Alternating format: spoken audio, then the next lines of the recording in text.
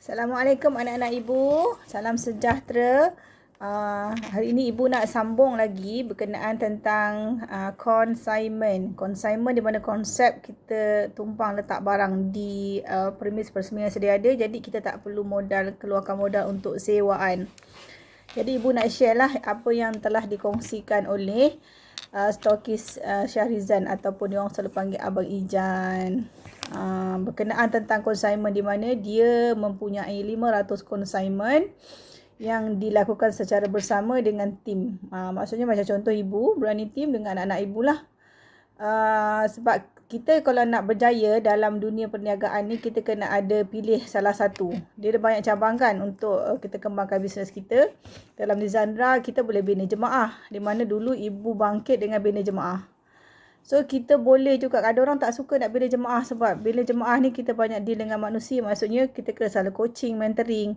Ada orang tak boleh. So ada orang dia bina dengan consignment. Okay, dia datangkan dengan consignment. Banyak consignment pun boleh sustain. Ada pula orang dengan cara door gift ataupun hantaran.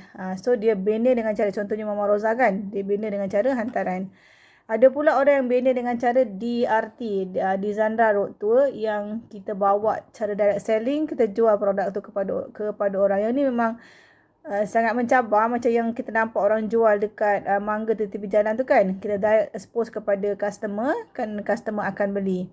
Di mana satu malam biasanya dia akan target dalam 300. So dalam sebulan tu diorang kalau turun, dia boleh dapat sehari 300, you kali dengan 3, dia boleh dapat dalam 9,000. Kadang 10,000 pun boleh kalau dia orang turun hari-hari. So tapi yang tu mostly dia orang buat dalam at least 2 orang. Kalau 10,000 seorang 5,000 lah. Dia bukan cerita bohong, ni memang cerita benar.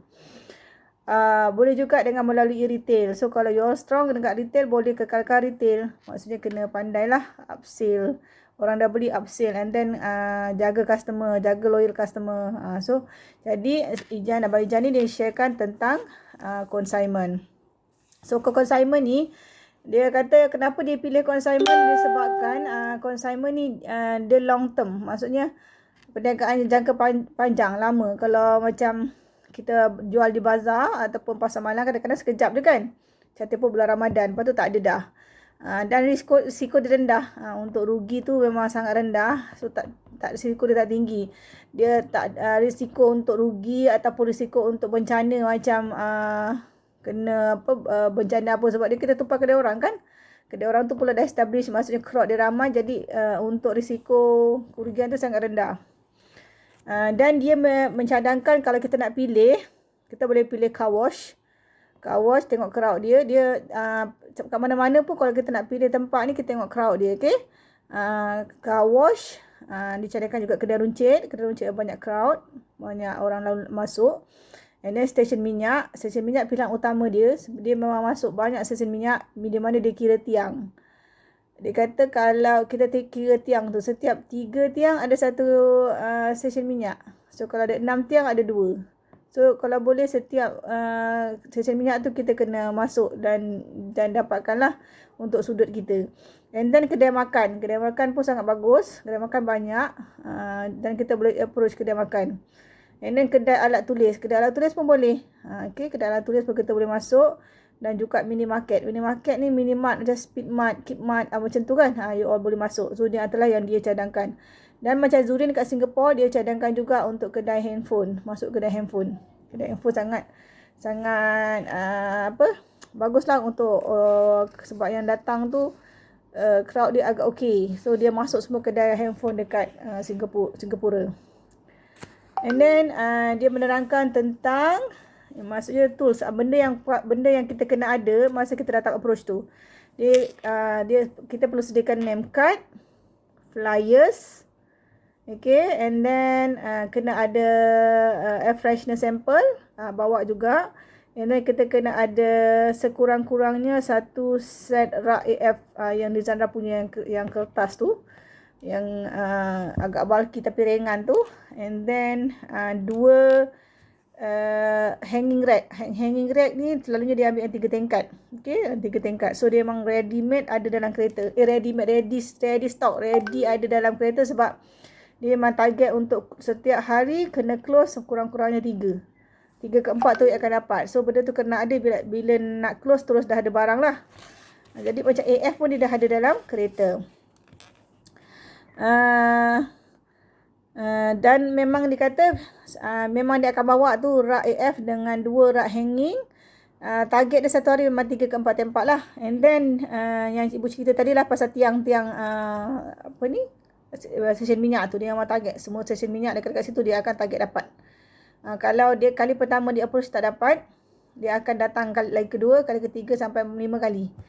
Selepas 3 atau 4 kali tu mungkin dia akan hantar orang lain, maksudnya ejen dalam tim tu untuk approach lah, sehingga boleh masuk dekat dalam kawasan stesen minyak tu. Jadi bila dia kata kalau kita sampai dekat stesen minyak tu, kita masuk kan, kali pertama masuk kita tak bawa barang lah, kita masuk dulu, kita terus jeling kat persediaan dalam stesen minyak tu, tengok dah kat dalam tempat urus perniagaan tu, tengok mana tempat kita boleh letak. Tengoklah kat tempat. Selepas dah jeling tu, kalau ada nampak tempat yang sesuai ni, cakap alhamdulillah. Tapi kalau tengok macam stuck sempit tu, cakap redha lah juga. Ataupun you dah nampak dah ada design dah, cakap alhamdulillah juga. Maksudnya kita apa pun berlaku, kita tetap syukur. Kita dah masuk ni, maksudnya kita masuk tu dengan positif lah. And then selepas kalau kita tengok ada tempat, kita terus pergi ke cashier. Masuk kat cashier tu, kita akan perkenalkan diri. Ayat dia macam ni. Saya Syarizan dari Dizandra. Saya nak apply untuk supply air freshener dekat sini. Boleh saya jumpa dengan manager dan supervisor di sini? Okay. So, masa kita cakap tu, kita terus suluh flyers dengan name card. Okay, mungkin kita cakap tu dengan, kalau kita nasib baik, alhamdulillah adalah dia punya, sebab supervisor atau manager boleh buat decision sebenarnya. So, kalau tak ada, kita bercakap dengan cashier. Boleh juga tanya dia. Biasanya kalau manager ataupun supervisor ada bila. So, Abang Ijan ni kata, biasanya kalau manager ni dengan supervisor, dia akan ada pada waktu pagi. Dalam pukul 9-10 tu dia ada. Tengah hari jarang-jarang ada, kalau rezeki ada. Dan juga before, dalam pukul 5, sebelum pukul 5 dia akan ada. So, dia kata time-time yang bagus tu lah. Pagi, 9-10 macam tu. 11, 9, 10, 11. Lepas tu, sebelum pukul 5. Biasa memang ada dia cakap.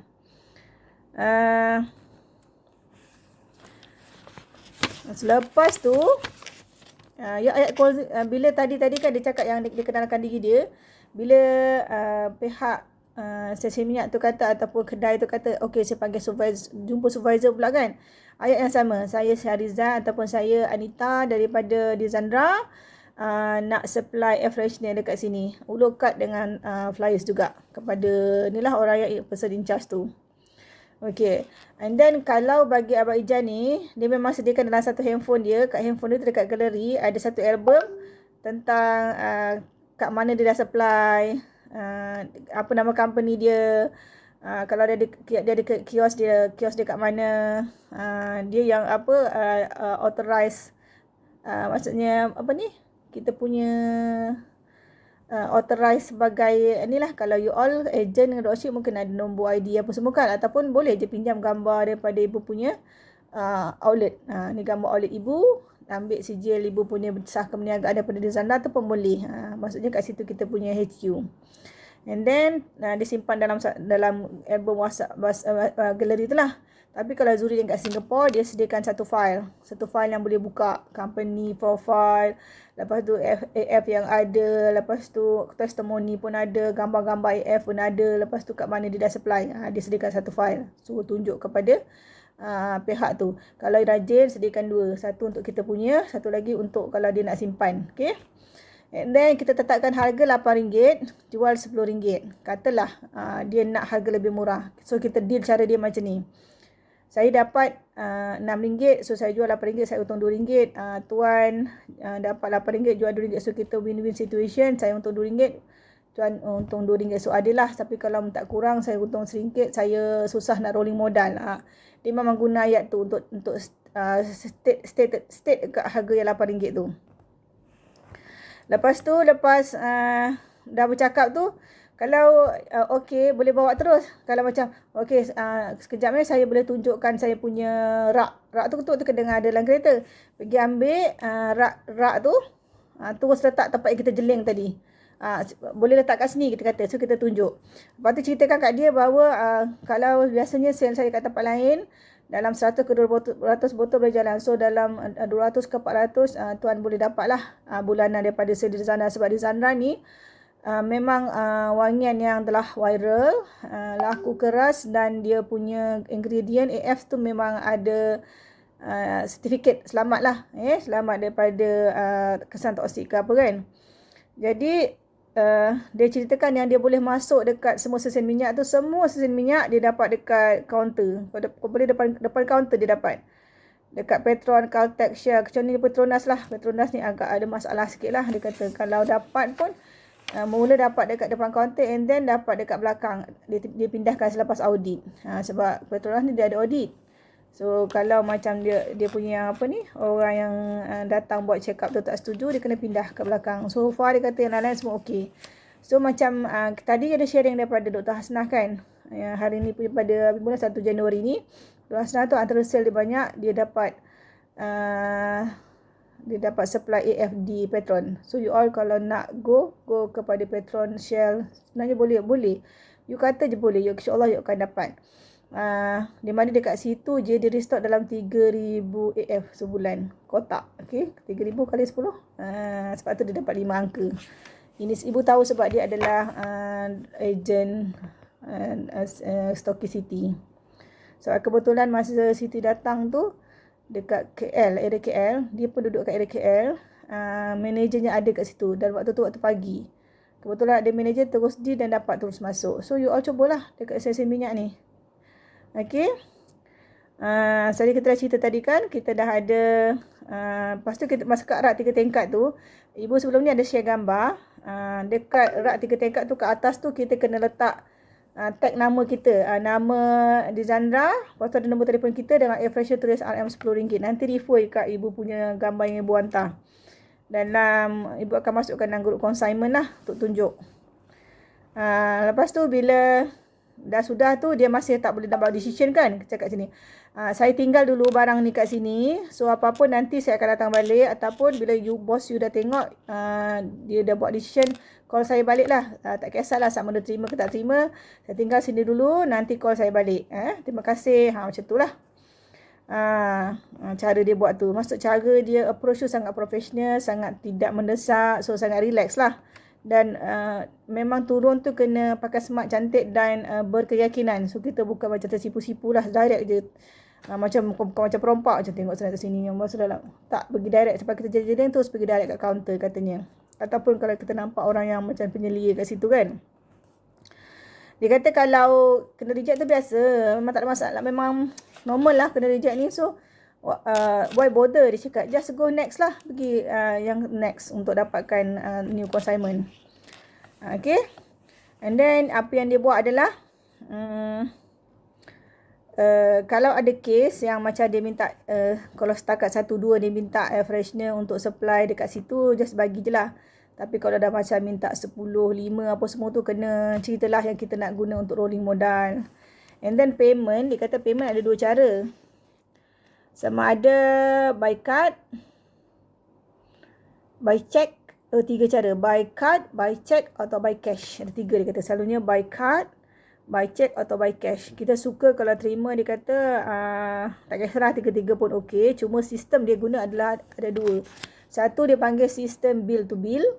Maksud bill to bill ni adalah kita restock. Kalau boleh, bila kita approach tu, bila tanya pasal payment, kita kata kita prefer bill to bill. Bill to bill tu maksudnya kali pertama kita bawa 40, dia tak bayar kan.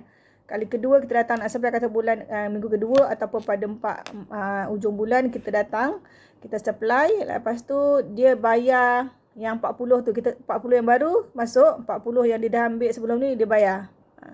So kali ketiga pula kita bayar yang 40 yang kedua, yang 40 baru tu dia akan bayar akan datang. Itu dipanggil bill to bill. Senang. Kita senang dapat, nak rolling modal senang. Tapi ada tempat yang minta based on apa yang dijual. Tu struggle sikit lah. So bila struggle sikit, tapi kalau boleh dapat bill to bill, tapi kalau tak boleh just terima. Tapi kita kena struggle sikit lah untuk rolling tu, sebab kadang jual 2, 3, 4 apa tu kan, macam leceh sikit lah. Maksudnya kita kena kira apa semua yang laku. Tapi jangan sampai tak ambil. Tapi kalau selagi boleh liars untuk dapat bill to bill tu lagi okey. Sebab kita akan explain kat dia yang kita letak ni adalah 10 yang terbaik. Kita daripada 14 kita pilih 10, dan yang 10 ni semua adalah yang sangat hot selling, sangat laku. Dan ada juga setengah-setengah tempat dia nak wangan tertentu je. So just follow je lah yang kedai tu minta, sebab tu tempat dia kan, just follow je. Kita mungkin boleh suggestion, kalau dia terima alhamdulillah, tapi kalau tak ni dia tak terima, just terima je lah. Okay, and then selepas 3 hari kan kita tinggal tadi kan, kita WhatsApp dia tanya. Atau kalau dia call lebih awal, okey lah.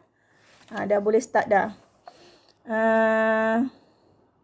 Biasanya dia kata dia buat ni, dia follow up pada satu tempat tu, selepas dah letak, dah dapat deal semua, dah close deal, dah letak, dia akan tengok, awal-awal tu 5 hari dia tengok jalan ke tak. Lepas tu seminggu, lepas tu 1 bulan. Itu awal-awal je. Bila dah tempat tu dah okey regular, dia akan datang pada minggu kedua ataupun sebulan. Macam tu. Okay. So, pesanan dia lagi, antara benda tips yang kena ingat lah adalah pukul 9 hingga 10.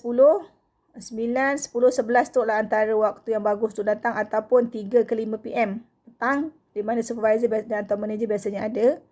Dan sebenarnya supervisor atau manager boleh buat decision. Tak ada owner pun tak apa. Okay, kalau dia kata tunggu bos apa semua, tak apa, tunggu je lah. Sebab kita ada gap 3 hari kan yang kita kata kita nak follow up tu.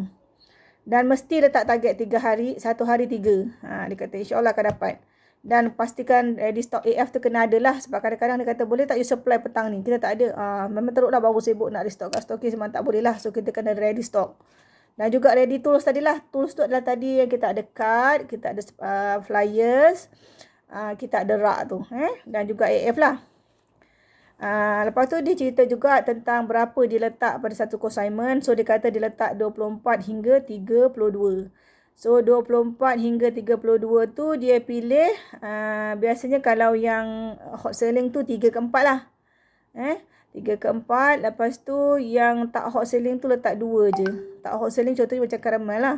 Caramel ataupun blooming. Lain-lain tu letak 3 hingga 4. Ikut stok yang kita ada.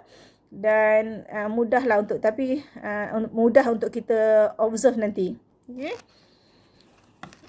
Itu untuk mula-mula. Nanti kalau dah laju, boleh letak lebih. Dia cakap bila setengah-setengah tempat tu laju, bulan depan macam nampak laju, jalan laju kan, dia tambah.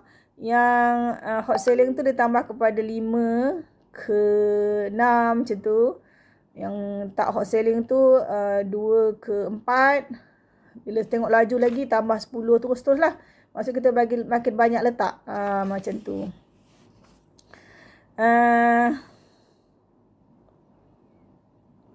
Setiap botol 30 botol top brands. Setiap botol 20 botol yang kurang top brand. Okey. Ini cuma yang dia sebut tadilah. Maksudnya kalau ada 10 jenis yang popular, dia letak 3 yang popular kan. So bila 3 yang popular, maksud ada 30 lah yang top brands. Kalau yang kurang popular, ini dia kata kalau tempat yang crowded lagi ramai. So dia selalu letak dalam 50 lah. Cuba kalau tempat yang kecil-kecil, macam kedai makan kecil-kecil atau kedai alat tulis tu, mungkin boleh start dengan 24 dulu. 10 bawan je dipilih. So 10 bawan tu, semalam Aziz dia share. Itu 10 bawan yang hot yang kita selalu pilih lah. Nanti you all tengok dekat yang Aziz share tu. So dia kata kalau satu tempat tu biasanya kalau cikai-cikai pun boleh jual 30 pieces. Senang-senang je dia cakap. 30 kali dengan 10 dekat kawasan tu pun dah dapat RM300. RM300, okay. So kalau dia kata dia target tu satu hari 30. 3 tempat. 30 hari 90 tempat. Mostly dia dapat 3 dengan 4 satu hari. So dia kata dalam satu bulan dia boleh dapat 100 tempat. So dia kata yang dia dapat 500 tempat tu adalah selama 5 bulan. Dan working together. Maksudnya kalau tak berani pergi seorang-seorang, contohnya kan kita ada group consignment kan. So support each other. Asnita, Wani, Isma pergi sama-sama. Pergi go sama-sama, approach. Lepas tu pergi kat kosan ini pula, dia kata lebih mudah macam tu. Bila kita support each other, kita buat sama-sama. Walaupun kadang-kadang bukan tempat kita, tapi kita pergi support, insyaAllah kita pun senang dapat bila orang tu bantu kita nanti. So buat macam tu. Dan kita sendiri kena buat jadual pungutan untuk tempat kita lah. Ibu ada share juga nanti gambar daripada sharing Papa punya agent. Bagaimana dia rekodkan dia punya sales tu dalam satu buku. Yang dia catat lah apa yang masuk apa semua. Sebab yang ejen Papa tu dia lebih kepada apa yang terjual. Tapi kalau yang Baizan dia lebih kepada bill to bill. So agak berbeza, tapi dia boleh implement, gunakanlah apa yang dia orang dah share tu ikut kesesuaian kita. So antara masalah yang di-sharekan masa sharing tu adalah nak approach. Lepas tu kata Jan, sebenarnya masalah nak approach ni semua benda. Even kita nak approach kita punya bakal isteri atau bakal suami, ataupun kita nak approach anak tim kita pun sama, semua ada masalah. So dia kata just break the wall, buat aja. Buat sajalah. So kat sini ibu juga nak share antara yang paling malu dalam tim kita ni Syita. So Syita alhamdulillah dah ada 2 tempat. Maksudnya dia boleh. Sebenarnya kita boleh. Just buat je. Jangan teragu-ragu, just buat je. And then kena buat jadual pengurusan lah. Jadual pengurusan ni kata maksudnya bila nak collab, bila nak tengok, bila nak hantar. So tak boleh dibiarkan macam tu sebab kita tak nak tengok yang kosong-kosong orang ni. Maksudnya bila tempat tu laju, dia kena lagi banyak kali tengok lah. Mungkin 5 hari dah tengok atau 7 hari dah tengok, 2 minggu dah tengok. Jangan biarkan 1 bulan. It's not good to see that the rack is empty. Maksudnya ada something tak bagus lah kat situ. Maksud pengurusan tak bagus. Dan juga dia kata kalau boleh, ibu stokis atau mak-mak ni kena follow up. Tengok anak yang buat consignment. That's why ibu collect tu supaya ibu boleh follow up dan tengok. Dan mungkin ibu boleh bantu daripada segi yang ibu mampu untuk bantu anak-anak. Okay. So sebelum berakhir tu, dia ada share lah beberapa cara untuk kita jana income. Satu melalui bina jemaah tim. Ataupun buat buka kios. Kat kios mana-mana memang orang walk in beli. Ataupun buat consignment. Okay. Ataupun buat retail, B2B. Maksudnya retail daripada rumah pun you boleh buat retail. Pergi rumah ke rumah buat retail kan. Ataupun buat gift set. You buat gift set. Orang selalu tempang macam Aziz buat kan gift set. Ataupun sekarang boleh juga go to corporate set. Corporate ni, carilah syarikat mana-mana. You kenal orang mana-mana yang boleh supply corporate set dengan di Zandra. Ataupun you link dengan orang-orang yang buat gift. Kontak orang yang buat gift tu, boleh tak kita liaise sama-sama. Bagi you harga ni. You boleh jualan customer harga sekian-sekian. I bagi you harga reseller pada you. Kita buat gift set. Cari dengan orang yang sedia ada buat gift set. Itu pun sangat bagus. Okay. So dia kata bagusnya bila kita buat consignment, dia kata walaupun dalam keadaan PKP, sales tetap jalan. Dan bila kita sakit, tak terdaya, melepak, tak boleh bangun, demam seminggu ke apa, consignment tetap jalan. So maksudnya passive income sentiasa berjalan. Compare dengan you buat kat kios, you tak buka, tak boleh lah kan. You pergi buat DRT, you collapse lah. Tapi consignment still berjalan. So sangat bagus untuk setiap agent atau dropship. At least ada 10 paling sikit. Untuk you ada income sentiasa walaupun you tak sihat dan you ataupun you pergi bercuti luar negara, income still jalan. Dan kena juga pandai manage cost. Maksudnya bila dapat duit tu jangan belanja, kena tahu nak rolling rolling duit yang digunakan untuk perniagaan. Dan dia kata kadang-kadang berlakunya kerosakan, especially ni pada barang. So redha je lah, redha. Ibu doa tu yang innalillahi wa inna ilaihi raji'un. Lepas tu kita tambah dengan Allah, ya Allah aku redha dengan kehilangan ini dan Allah moga Allah gantikan dengan yang lebih baik. Doa tu kena hafal lah. Doa untuk kita menghadapi supaya Allah gantikan yang lebih baik. Okay. Dan last but not least, dia pesan dari banyak-banyak tu, dia kata yang cara jana income tu pilih 1 atau pilih 2 atau pilih 3, tapi jangan langsung tak pilih. So kalau langsung tak pilih tu maksudnya kenapa sel kita stuck, sebab kita langsung tak pilih salah satu ataupun kita semua suam-suam kuku yang dalam tu. Dia kata pilih 1 atau 2 tapi you betul-betul buat, insya-Allah akan dapat jana income yang sangat baik dalam di Zandra. So anak-anak ibu, inilah sharing ibu yang ibu dapat simpan untuk bersama dengan Baizan semalam. So hopefully anak-anak ibu bersemangat dan apa-apa doa berbanyak ke Allah. Allah mudah urusan. Sebelum you masuk untuk closing dengan tu, sedekah Fatihah kepada bakal customer you dan juga bakal supervisor dan manager yang you nak kena jumpa. Buat itu hari-hari selepas setiap kali solat. InsyaAllah. Cayuk Berani Team!